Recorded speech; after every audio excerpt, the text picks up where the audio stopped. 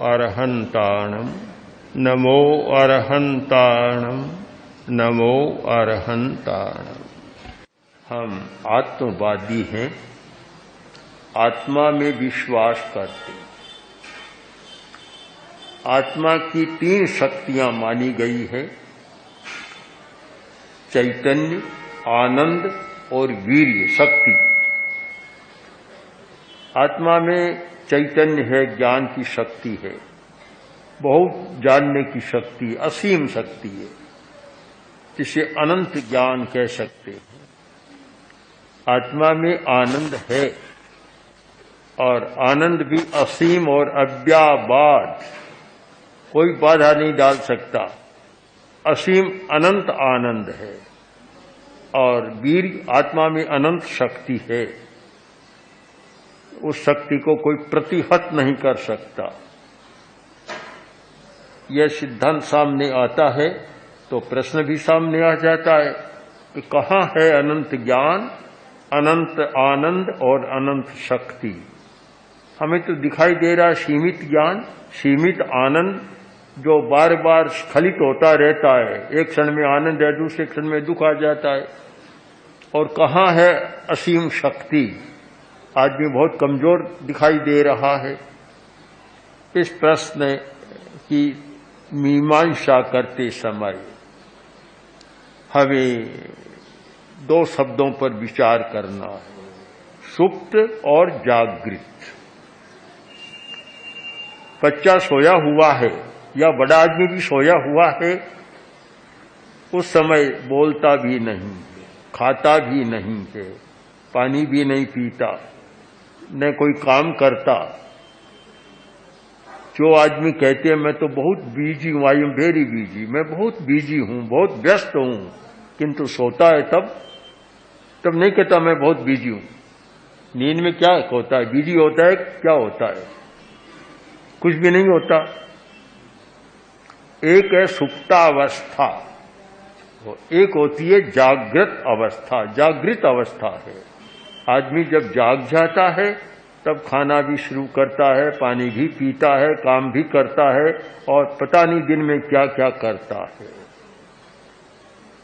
आत्मा की भी 2 अवस्थाएं हैं, सुप्त अवस्था और जागृत अवस्था।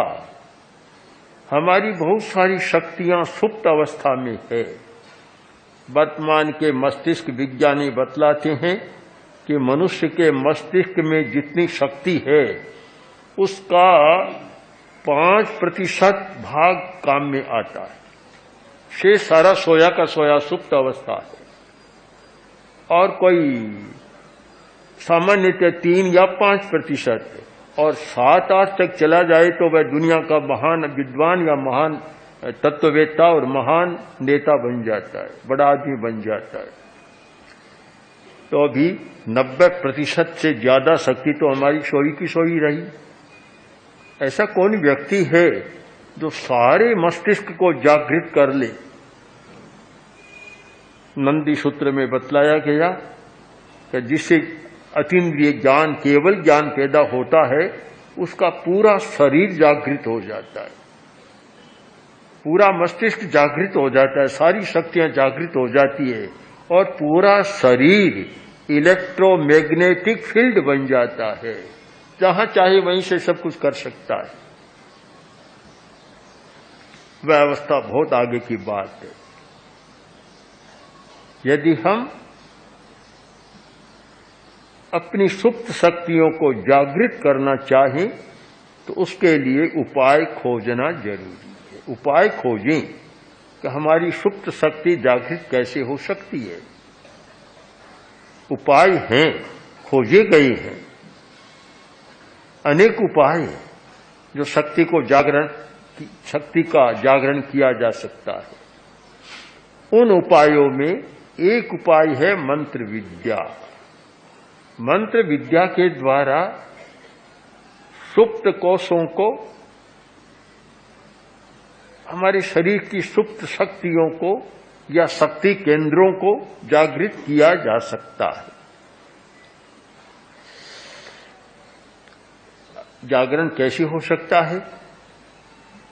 इस विषय में भी जानना जरूरी है, तभी मंत्र का रहस्य क्या है हम समझ पाएंगे। शक्तियां हैं सूक्ष्मतर शरीर में, शक्तियों का भंडार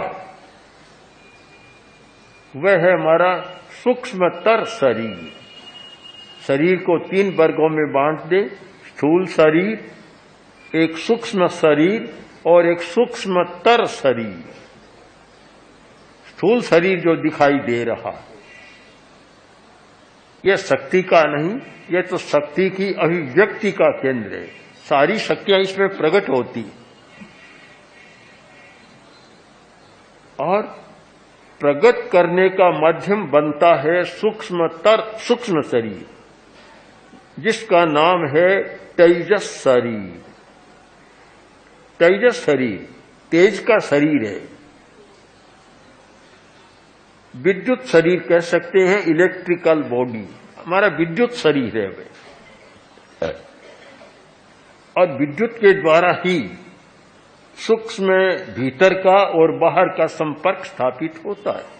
इस स्थूल शरीर में जो कुछ होता है वह प्रकंपन भीतर से आता है और उस विद्युत शरीर के माध्यम से आता है। बिजली के माध्यम से सुनाई दे रहा है, बिजली के माध्यम से कितना काम हो रहा है। आज के वैज्ञानिक युग में अगर विद्युत न हो तो सारा विज्ञान ही समाप्त हो जाए, इतना काम हो रहा है। तो विद्युत शरीर वह काम सारा कर रहा है, किंतु वह भी कोई शक्ति का स्थान नहीं है। शक्ति का मूल केंद्र है सूक्ष्मतर शरीर, जिसका नाम है कर्म शरीर, कार्मण शरीर। वह हमारा शक्ति का केंद्र है। जो शक्तियां सोई पड़ी है उसका कारण भी वही है, और जो शक्तियां जागृत होती हैं उसका कारण भी वह सूक्ष्मतर शरीर ही है। शक्ति को कैसे जागृत करें, उसका रहस्य क्या है? उसका रहस्य बहुत साफ है। रहस्य तो साफ नहीं होता, पर यह बात बहुत साफ है कि यदि हम कोई प्रयत्न करें और वह हमारा प्रयत्न कर्म शरीर तक पहुंच जाए तो परिवर्तन होता है।